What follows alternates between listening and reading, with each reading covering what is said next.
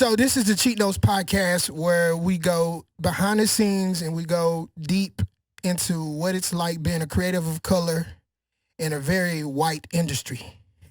So today's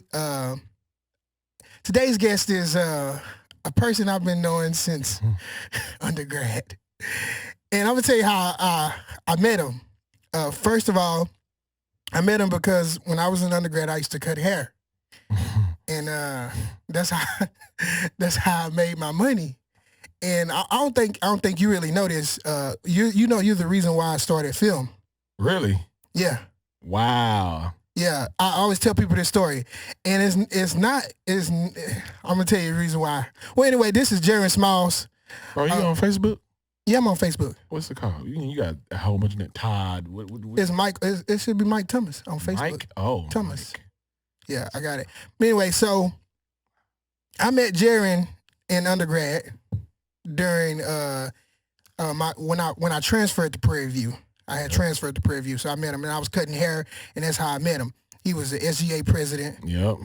But people don't know that he's the reason why I started doing film. I had no idea I was the reason why you started doing. Let me tell you why. Okay. It's a funny reason why. Do you remember that time when so you remember I had a clothing line, right? Mm-hmm.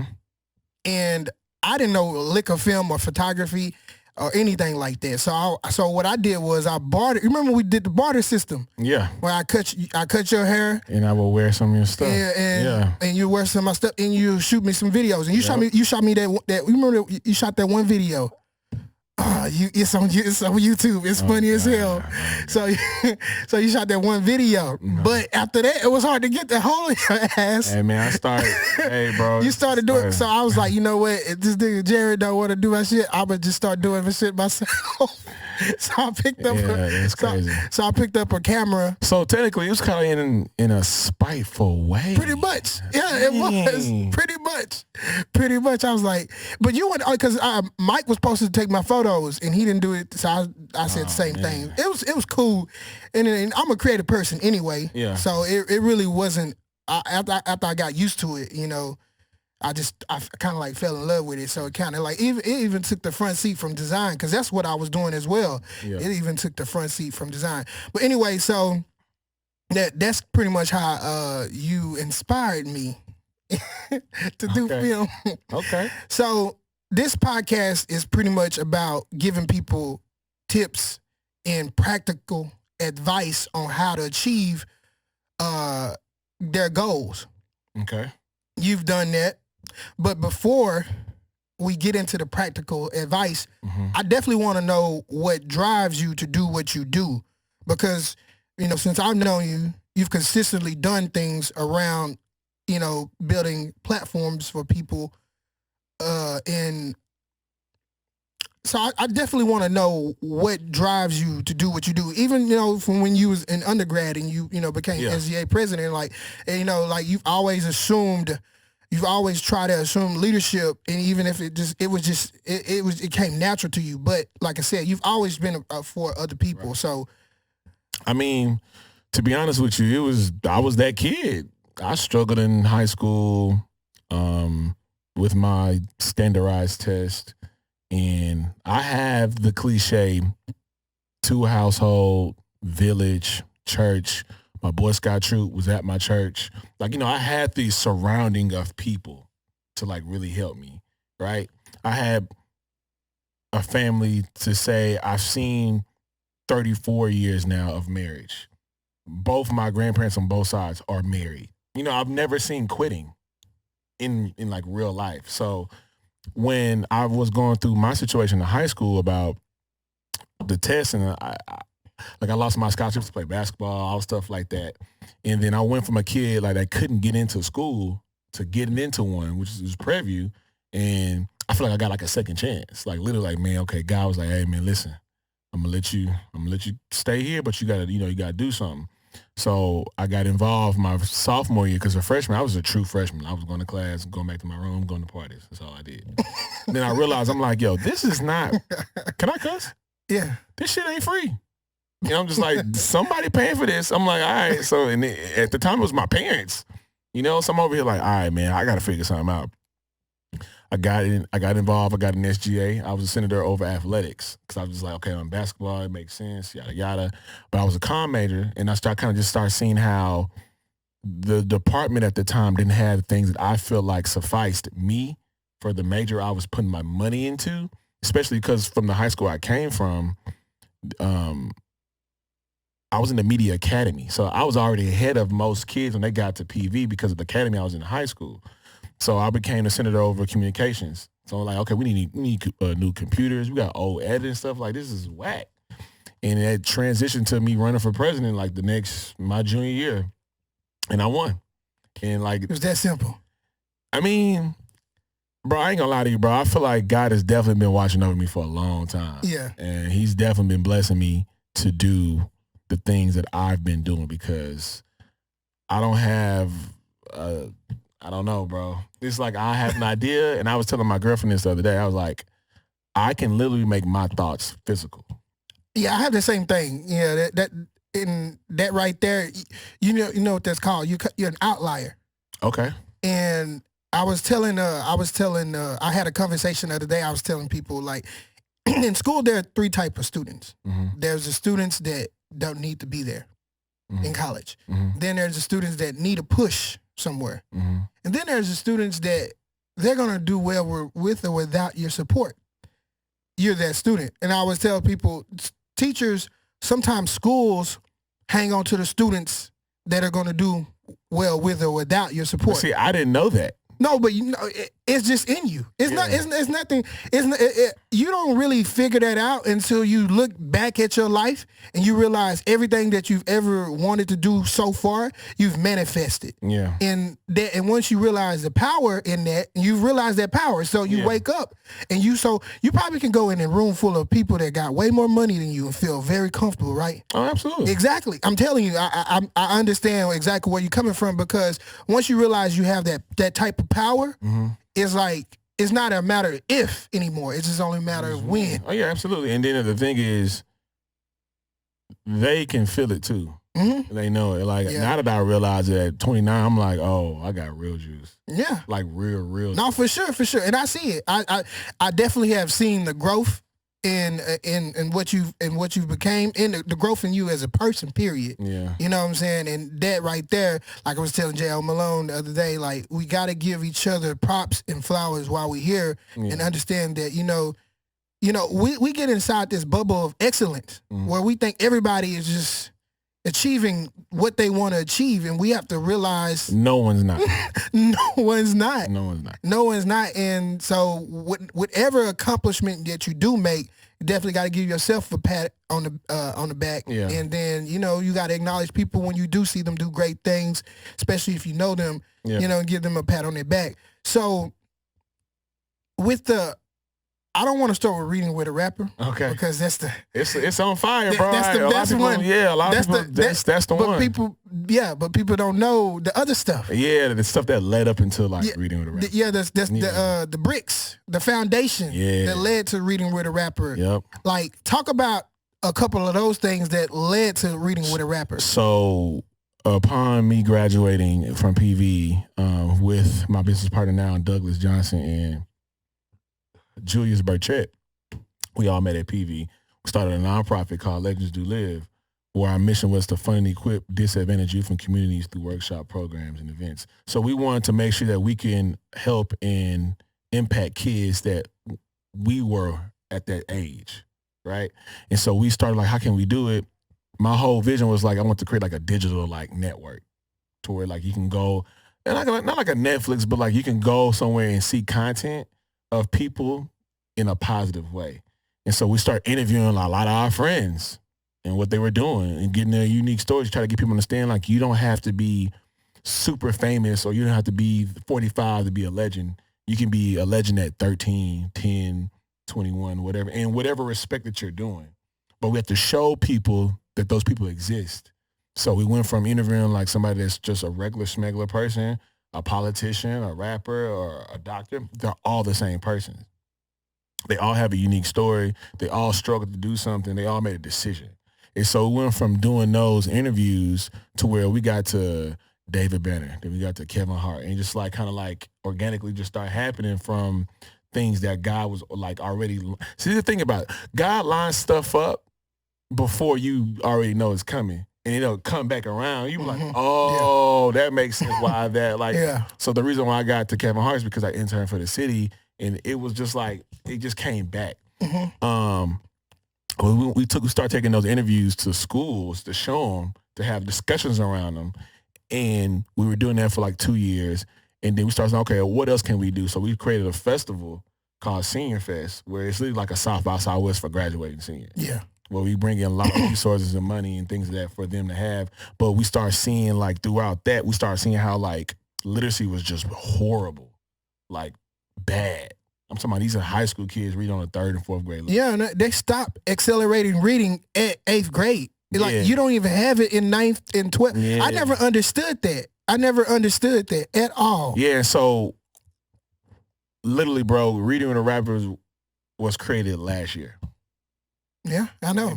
It's been a full year now. We started in August, and we did over 10,000 kids last year. Because in a good light, it was like, man, your impact is dope. But at the same time, it's showing you how many kids that need it, which is a problem in itself. So it's like, you hear the numbers, you're like, oh, you impacted 10,000 kids, but it's 10,000 kids that can't read. So it's just like, man, it's like a good and a bad feeling at the same time. But it's like, and how I even got the idea for it, like I had quit my corporate job March 2018, and I was starting to get to where I had my savings. I kind of got through my savings. Then I started using my credit cards. And so I was really like at my lowest point going into the summer. Even though I did Senior Fest and I did the events with the Rockets and all the stuff like that, I was like at my lowest point after that. And I started working this summer job at PV. So I was literally driving from Mo City to PV every day for summer camp. And I was watching this interview of, I forgot the station, but they were interviewing the Migos. And they made them read a Dr. Seuss book, but they had to rap. Yeah. So Llama and they was doing the whole thing. And I was like, yo, this is a thing. Like, this is a real thing. How can we really like figure this out and make it like, because they did it too natural and like it was just too perfect. And I went to some alumni that are actual ELA teachers. I'm like, hey, I got this idea, but I need to make sure that it works in a school frame, because if I don't, they're going to tell me no. As soon as you hear rappers, content, you can be like, no, I don't want to talk about none of that. So we actually created an actual 8-week after-school program that teaches kids how to read and write through rap lyrics, content, and tech. So how can we put everything that our culture loves into a classroom to teach kids? So that's why we say bringing culture to the classroom, because it's something that we are organically already love and do already. Yeah, exactly. It's the frequency. And so my thing was like, it's not about what they're getting, it's about how we're giving it to them. We receive information differently when we were younger, and that's why stuff connected with us. But we can't give 2020 kids 1960 stuff. Like education is just super outdated. Like the way that things are taught, it's just super outdated. And I applaud you for being a creative person and like thinking outside of the box. And I think that's the reason why I have you on this platform, because for some odd reason, the thing that you're doing, people don't think it can happen. It can happen. It's so simple. It doesn't make sense. But this is the thing. Like I talk to kids all the time, and it's about exposure. I tell people, I didn't know graphic design as a profession existed. Yeah. Till I became one. Right. But you had to, you saw that. But like now it's like your part is to go back and show people. No, yeah, that's the reason why I went to my hometown 2 weeks ago with my book signing, and I'm going back in the spring to talk to a bunch of more kids, and that stuff is important because if you don't know these things exist, you never know. You'll never know. Like that's the reason why I started this. That was the whole reason why we started Senior Fest. It's like when we do the empowerment forum, we bring in people that look like them, that are young, that are doing some super, super crazy stuff. Like the first Senior Fest we had, our keynote speaker was Jarren Smith, which is like a close friend of mine now. But he was the digital director for the White House. So anytime Obama tweeted, it was Jarren. Jarren was 30. And and students, kids probably had no idea that this type of job exists. So you see a black man that's 30, and before he got that job, he was the Nike and Jordan brand manager. Like now, today, Jarren is the CMO for Steph Curry Inc. You see, Jarren's 32.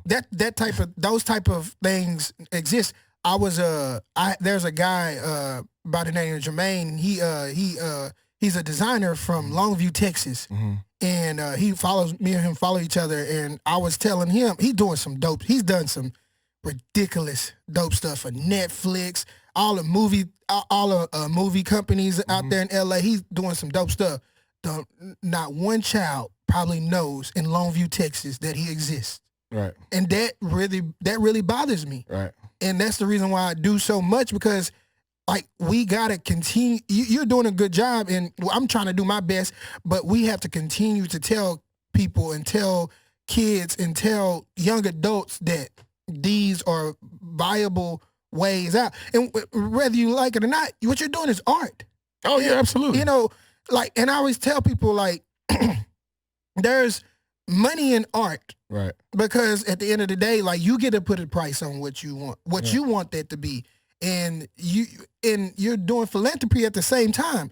And social entrepreneurship literally is blowing up right now, but it's been a thing to do those things. And people gotta understand, I'm doing philanthropy, but philanthropy makes money. No. Tons of churches. Yeah.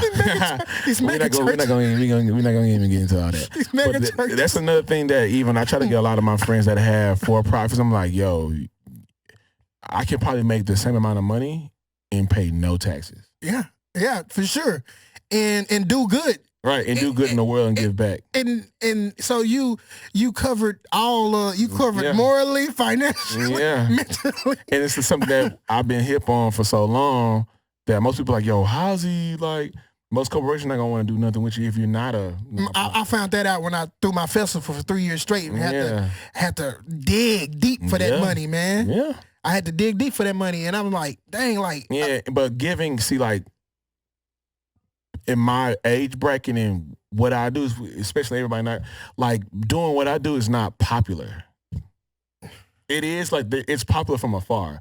Majority of the people that are for-profits, that do stuff, they all call me. Yeah. And they talk, but it's like, in the actual forefront of stuff, doing the work is not popular. It's not popular. But they want to when the pictures go up. Oh, when they see you with Meek Mill and that's popular. But I definitely understand. Like I see art. I see business as an art. So I understand that the work that goes behind. Yeah. To get anything to where it's at, I understand that. So with that being said, like, what are if you could give a person some practical advice, first of all, like how long does it take to even get a nonprofit, to even get You can start a nonprofit tomorrow. That's not hard. It's about getting the status of tax exemption. So how long does that take, and what do you have to do? Well, you have to have bylaws. So like even with the nonprofit, I have to get a lawyer, create the structure of the board, my bylaws, send that to the state. They have to approve all that. And then I have to apply for my tax exemption. And before you do that, you're paying your franchise tax to the state, which is like $150 a year. I pay franchise taxes all the time. And so until I had to do the exemption part, I couldn't get exempt until I applied to get out of that. But it took just like maybe like a good year because, to be honest with you, we ain't know what we was doing. We just know we wanted to help people. And we just knew like nonprofit was like the best way, but we didn't know the actual technical parts of how that can help you business-wise, structure-wise. So we learned that over time, so it took us longer than it can. But if you have a lawyer and a CPA and stuff like that, it could take you maybe a year, a full year to really get started, less than that. So you just set up the structure. What you had a LLC first or a DBA, or you just had a DBA? We had a DBA, but no, we opened up Legends Do Live as a nonprofit, like legit. Went to her, and the craziest part, I came in a relationship, like the lawyer at the time, it's so crazy. The lawyer at the time that did all the work for us, she's now one of the 11 judges for Harris County.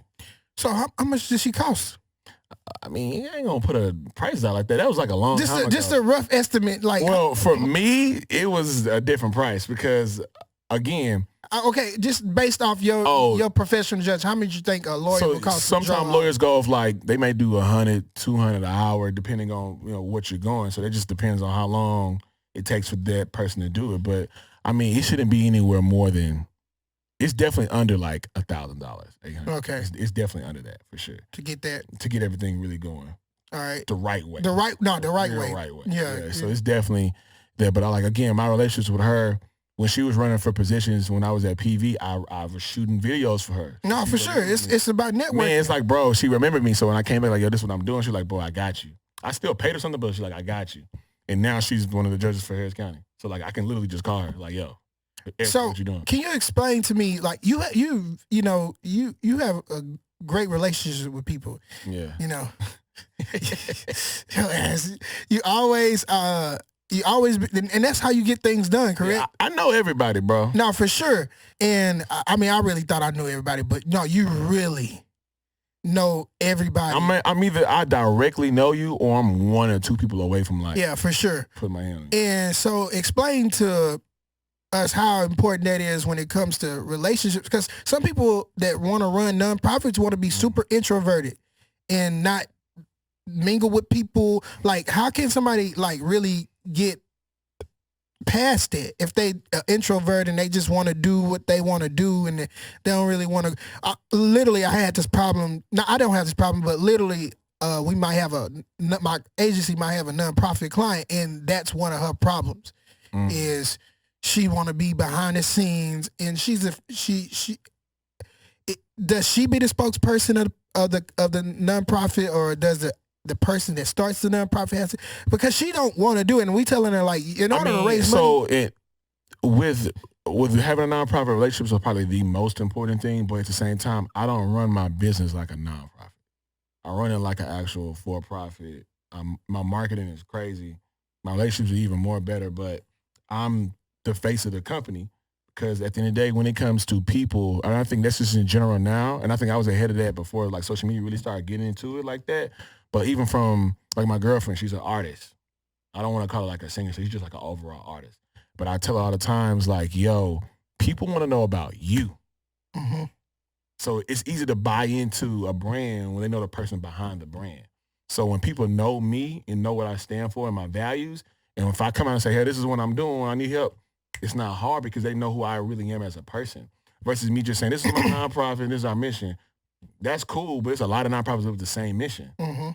But what makes yours stand out and more unique? And I put myself out there, and everybody that part of our nonprofit is out there. So how does your and I'm pretty sure you probably say the same thing, but how your nonprofit deals with brands and it deals with institutions of not higher learning, but educational institutions. Those are two, and both of them are they are sensitive subjects. Not sensitive subjects, but like you can't just do anything when you attach yourself to Microsoft. Yeah. Or you can't, or when you attach yourself to Houston, city of Houston. Like you have to keep like. But see, that's the thing. It's not as complex as what you might think, because I think because of social media. Like even with Microsoft, I approached Microsoft about reading with a rapper because I knew that they have higher educational values, but people of color don't buy Microsoft. Mm-hmm. That's just straight business. I'm like, okay, if you want us to come in here and buy something, you got to give us something. Got to be a give and take. All Apple did was take our culture and put it around tech. Yeah, cool. Pretty much. Yeah, we just bought it because it was cool. Yeah, no, for sure. So I'm like, yo, if Microsoft, if you can do the same thing but still keep your structure as who you are as an educational, the philanthropy, like. I don't win. It was a simple, but the foot traffic in the store, we don't come in that store demographically. Yeah. So let me do an event here. Give me your worst day. And let me do an event here. They was like, all right, we give you a Thursday. That was my first event for Reading a Rapper at the Microsoft store.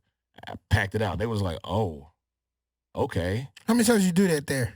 Well, last year probably did it maybe like 5 or 6 times. 5 or 6 times. People ask me, what was your first event? It was literally the Microsoft store. So how do you approach the rappers? So with the rappers, these are people over time I've built relationships with. I've been knowing for a long time. So I used to shoot music videos. So like I've been knowing them for so long. it was just more of a like, one, as a rapper, especially like locally here in Houston, they don't have that many platforms to do stuff. Mm-hmm. And so like if I approach it like, yo, let's talk about your album in the Microsoft store, it's not a hard sell because it's like, that's exposure for you. Yeah, you're right. Yeah, definitely enough and creatively, like creatively. And the thing is, it's not about paying them and doing that. But if they're looking for outlets to put their stuff out, they're just as hungry. So if I can create it, so the thing with Reading Rappers, like I looked at two sides. I'm like, okay, how can I affect the education space, but how can I affect this music space? So me having schools, right, is done strategically. It's always been strategic because that means I have, my biggest thing I always wanted to do was have generational influence. I didn't really care about money. I just want generation, because if I can control a group of people, then I have way more power than what you might think your money does. Yeah, money comes and goes. I've learned that. Like, I mean, it comes and it goes. You can make a lot of money now and it's gone. Like inflation, like the more money you make, the more you gotta like get to protect it and save it. Like, so when I approach an artist, it's like, hey, I'm gonna have 11 schools. Let's say 50 kids each school studying your whole album for 2 months. Yeah, they've never even heard your music. Them kids gonna grow up and start and nah, that's real. That's exposure that they're not gonna get. And so like what we're doing even now when it comes to like the streaming part of the music, right? How we're literally about to integrate music into school, into education. Like literally, like your homework is to go home and go stream somebody's music for your homework. So you're literally making them money, but then I'm getting you to do what you do. And so like I'm getting you to buy, not the school, not the kids, but the district per se, to buy profiles on, let's say just a random streaming platform like Spotify, right? Mm-hmm. I can go through my license and say, hey, in order for the program, they all need to have Spotify profiles. I've literally just made Spotify. No, for sure. Like it wasn't like that. Yeah. Literally. And I'm integrating them to these kids in 4th grade. So they might keep their Spotify account for the rest of their lives. So the money I ask habits, creature of habits. Right. So the money I ask for Spotify to give me, it justifies for their return on their investment. Mm-hmm. I'm literally giving them users. So is this are you on live right now? Oh, what about the big announcement for tomorrow? Oh yeah, man. So we Reading with a Rapper started last year, and we just closed a deal with a school district here in Houston. So we're about to be in 9 middle schools in top of 2020. That's dope, bro. So like this is the first district, Aldine ISD. So y'all gonna be like a official after school program for a district. That is lit. For 9 middle schools. So we literally now have integrated hip hop into education. Like literally. That is dope, bro. Now, even though they were saying that, I don't think people really understand like how big that really is. For one, it's big because you're black. It's big because you're young. You're not even 30 yet. I'll be next year. I know you'll be 30 next year because I'll be 30 next year. So I know that, but it's big because like you manifested something in a year. Yeah. That's big. Like people. And I did that not because of me. It was because of literally everybody on that team. Like I approached, and that's the thing too.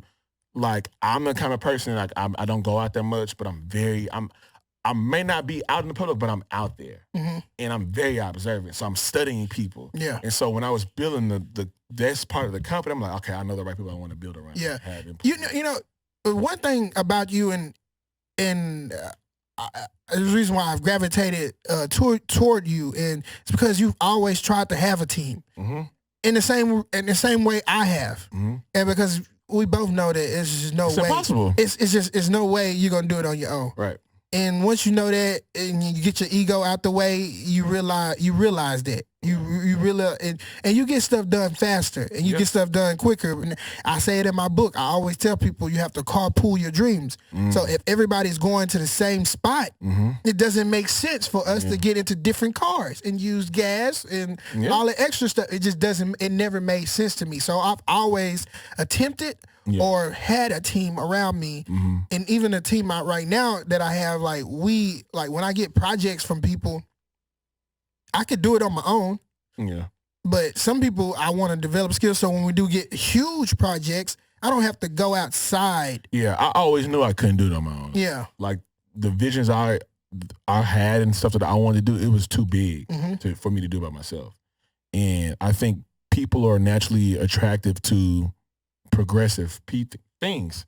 So the more and more, like you said earlier, my track record, people, it wasn't hard for me to come to somebody like, hey. Yeah, no, because they know you're a doer. Yeah. No, I get it. I'm telling you, the same thing happened to me. It's not hard to galvanize people around because they look at your results. But you better deliver if they jump for sure. wagon with you. Like no, for sure. So anybody listening, if you got a team, like, I do not ask them to do anything that I wouldn't do. Yeah. I pay them. Yeah. No one does anything on there and does not get paid, from the person picking up the supplies to the person taking pictures. They all getting paid. I always tell people this, and even my interns, I tell them this. I don't pay my interns, but what I won't do is put them in a financial bind. So I'm not finna not give you gas money. I'm not finna not pay for your food, and I'm not finna not make sure you good. Like my interns, I mean, they don't get paid, but that's the honest truth. Like, but I also give them jobs like that I don't want. You know what I'm saying? So it's like I don't like. It's about exposure, because at the same time when you building your team, if I can, so for instance, like one of the people I have on in the family with us, she's really been in the music industry for a long time. Yeah, like her friend was Solange. Like it's like she can literally just go over her house and Beyonce like, oh, that's like her friend. So for me, it's like, okay, how can I put you in a position to where you can thrive in what you love to do? Yeah, right. I mean, so if you can do that, it doesn't even feel like work, and it's not about the money so much. It's about what am I contributing to life at the end of the day, and you have to strategically find those people, and that goes with losing people, because when we first started Legends Who Live, we had like 20 people, bro. And it's like now it's maybe like it's not even 8 of us, 10 of us. No, it happens, and you can't even. I tell people when I first started my company, I started it at Prairie View, and I set 6 people down. And I said, this is what we can do, since no one's going to hire us to do what we love to do. And you can, you want to do PR, you can do PR. We can go out there and find these companies and do it, and then start off small. I told them the whole thing. You know, no, none of them stayed, of course. But that's fine, because they were young, and I was the only one that really knew I knew that advertising, marketing, that was what I was like destined for. Yeah, I knew that for a fact. So I mean, I don't blame them, but like I said, like, you definitely will outgrow people. I outgrew those clients. I no longer have none of those type of clients anymore. But like, I mean, just making a valid effort to create a team and to help develop people, and you develop yourself. That stuff is important, and I've definitely noticed that about you and everything you do, and I think that attributes to your success, obviously. So with that being said, like, what is that? So you got Reading with a Rapper, and how that Meek Mill situation came about? All right, so the Meek Mill situation was hella strategic. When we started Reading Rapper, mind you, we started Reading Rapper in August. And we started doing we did the first little mini tour, starting in October. In my head, I was like, yo, I want to get a really big artist. Like I knew it was like Reading with a Rapper was like one artist away from just, because even though Microsoft was involved and City was involved here and there, nobody really truly believed in it yet, because it's just one of them things. Yeah. So they love the cause, but I knew I need to have a really big rapper. And so with Meek, I was seeing how he just got out of prison, and he announced his tour, and he was coming to Houston. So I saw the date that he's coming to Houston for in 2019, in 2018. So I'm like, all right, I got to find a way to get to Meek. Because the hard part is, I've learned when I was doing stuff at PV Book and stuff, is just getting the artist there. Yeah. He's already going to be here. So, okay, let me figure out how I can make this happen. So my friend, he's the owner of HBCU Buzz. His name is Luke. And he called me. This is how God works, bro. The universe will literally will things into you once you put it out there with with all positive energy.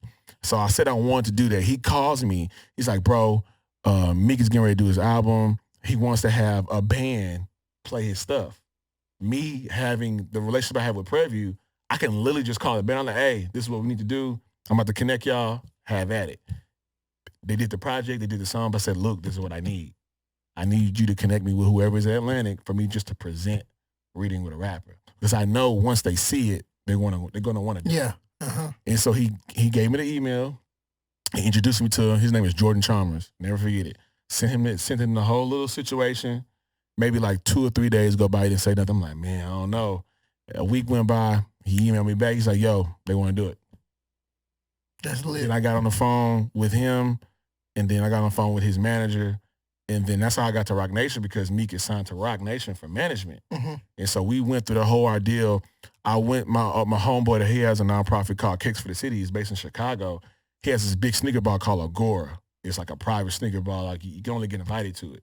But every real sneakerhead and executive is all there. Their sneakers. So I called him because I knew that he had a situation with Puma. And I was like, bro, remember you told me about old boy? Because he's talking about doing a Houston chapter and his friend from Puma had just came down. So I'm like, you remember the old boy from Puma you told me about? He's like, yeah, this is what I'm doing. And this is how I not barter, but like I strategically, like, hey, I already got Meek. I need Puma now.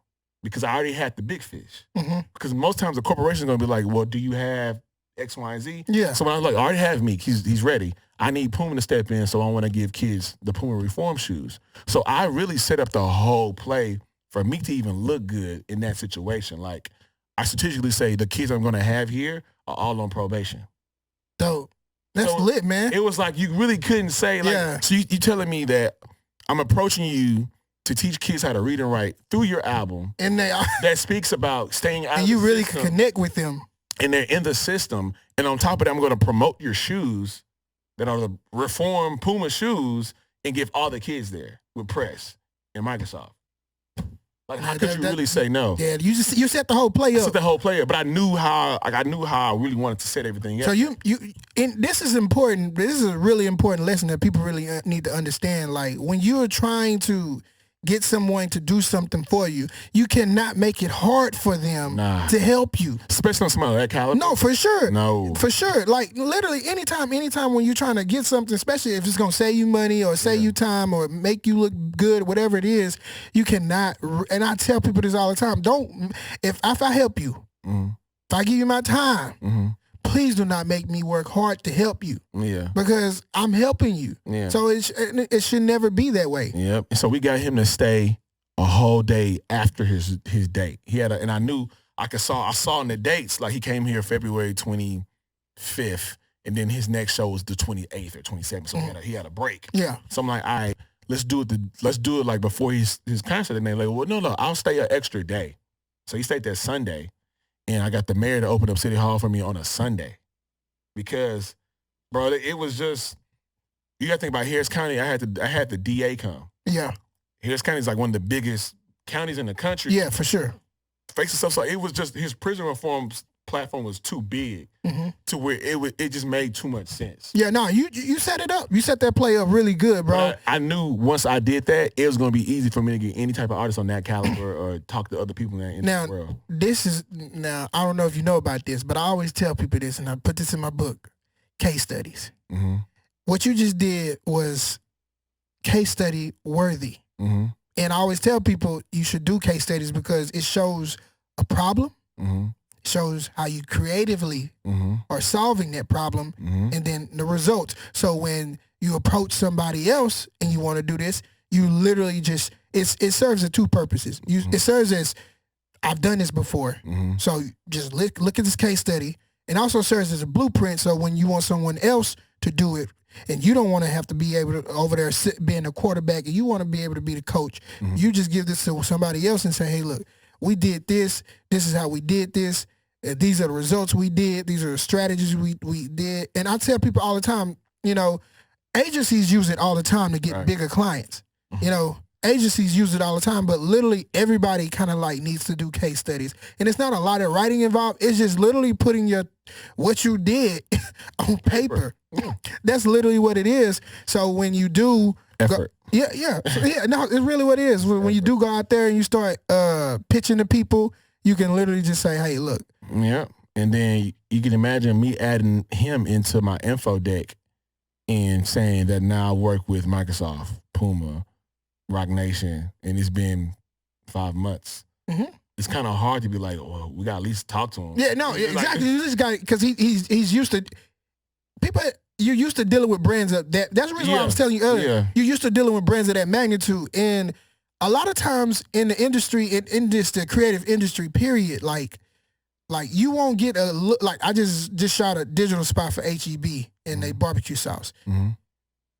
I probably would have never got that look had it not been for I had the dude that I had the owner of the barbecue sauce on my show. But people need to understand, like, in order to get to do things like that, you gotta show and prove. No, let's simplify that even more. You have to be willing to do something for free. No, for sure, and that's what that's just originally that's what a case study is. Originally, that's what a case study is. So I did stuff for free for like damn near 4 or 5 years in the beginning, and damn near for free when I did those restaurants when I first started it. But at the end of the day, these case studies are there to show people that, you know, this is what you do. This is how I get it done, and I could do this same stuff that I did for this person. I could do it for you. So, I mean, I don't know if you do case study, but that is something that you can easily do in the future, and even put it on your website so when people go there, they're like, oh, he's already done stuff like this. So that's what we get. So that's why I'm trying to get people to understand too, bro. Like, because of how we market reading with a rapper, people thought like, oh man, I'm like, bro, we haven't even gotten to a school yet. Like, whoa, wait. So this is like be the first actual year where we do data-driven information with them. We got it to where we share all the data with the school. They have to give us all the stuff back, and we can now say, because they're gonna do a whole year, and we can say within a year we had this. So it's gonna be 25 kids per each school for 9 schools, and I teachers say I want to keep the same group of kids for the whole year. That's how you get them results. Yeah, I want to see everything from them, because I already know once I get that data back, it's really bad. No, it's gonna pop off.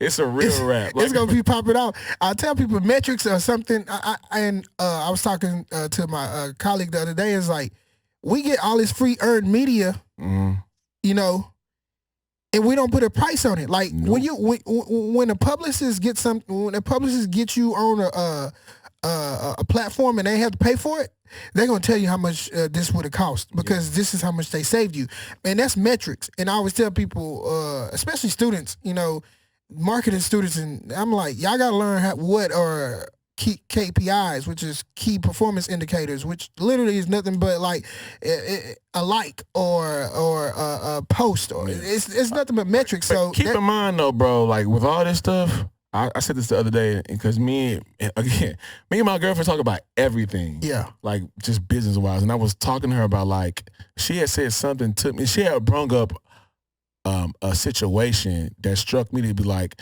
I really hate when people try to give advice on something they still need advice on. Yeah. I hate that. Yeah. So like I still do not know like what the hell I'm doing. No, look. I do, but to an extent, like I don't. This is the beauty of it. I'm talking about, you know, when people be doing like, oh, I'm about to do these coaching things. Yeah. I'm like, bro, come on. No, I tell people all the time, and I have that same type of feeling inside of me. Is like, I didn't want to write a book because it's like stripping yourself down naked and is leaving all of your thoughts open to pretty much everybody saying, this is wrong. Right. This is not right, or whatever it is. So my whole thing is for people that think that you don't have not a voice, but your knowledge is meant to be shared. Right, absolutely. That's just for sure. But I don't want to give you knowledge on something I'm still sharpening, because... Well, no, that's the beauty of it. I'm going to tell you why the beauty of it. Because the beauty of knowledge is that it's forever changing. So, like, if I give you some... I never... Even in my book, I said I'm not the end-all, be-all. I simply said that. I simply said, like, I'm not that. Yeah. The information that helped me might not help you, but I would be remiss if I didn't even attempt. Yeah, absolutely. You know what I'm saying? I just don't want people to be like, no, hold it. You can't tell somebody how to get out the bed if you still ain't it. No, not tell people. I say none of the advice I give you in this book will help you if you don't get off your ass. I said those exact words.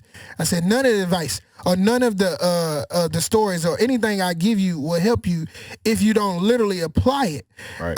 My whole thing is, I mean, I have the same thing because you don't want to be the reason that someone fails, but you're not going to be the reasons that someone, you're not, that's in your head when you're giving out this information, or when somebody asks you to speak to some kids, or when somebody says maybe you should do coaching, or when people have told me that all the time. But my whole thing is like, I'm a realist, and I tell people all the time, like, I can give you some tips, advice, but that's the reason why I start from practicality. Right. Because practicality is about practice. Right. So practicality is about facts. Right.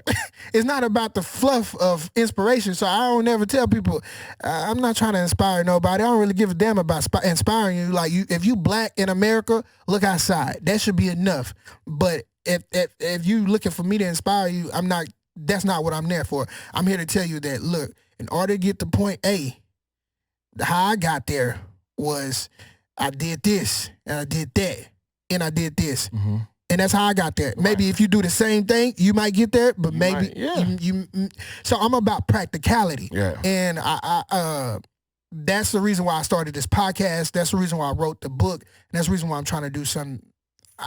I'm trying to do something extremely rare right now, and I'm going through so much, and I'll tell you off air, but it's really real. And so everything is revolved around that. But I mean, we got to tell our story. You know what I'm saying? Because we got to control our narrative. Yeah. I just don't want to, because it gets so diluted. No, for sure. Now it is, because you see the commercials on YouTube. Somebody telling you, you can do this. Say it starts off like this. Hey guys, this. It's like that, and just like, I know my peer group. I'm like, bro, until you have achieved full success in what you're trying to tell people, because you're setting everybody up to get in the boat to sink. Yeah. If you don't tell people, this is what I don't like, because it's so as if you've mastered. Yeah, no, this is why I don't like. I don't like when people. That's social media. That's like social media. It's like telling people that. But you know what I dislike? I hate when people don't show their jobs on social media. They make it seem like they're just living this life and you're not working. Yeah. And I'm like, that's the analogy that I be telling people. Like, look, if I tell you all the stuff I do, I'm just super transparent. That's just how I am. So that's really not no shame in my game. But at the end of the day, that right there, people will tell you the good stuff and not tell you the bad stuff, or not show you the bad stuff. But that's just how but those people literally sink. They always sink. I always see that they sink. And so, but what you're doing is important. That's the reason why I got you on this podcast, because it's like you've achieved something, and I know you, so you're not at that level that you want to be at, but the level that you are at now, there's somebody right now thinking, damn, if I could just get there.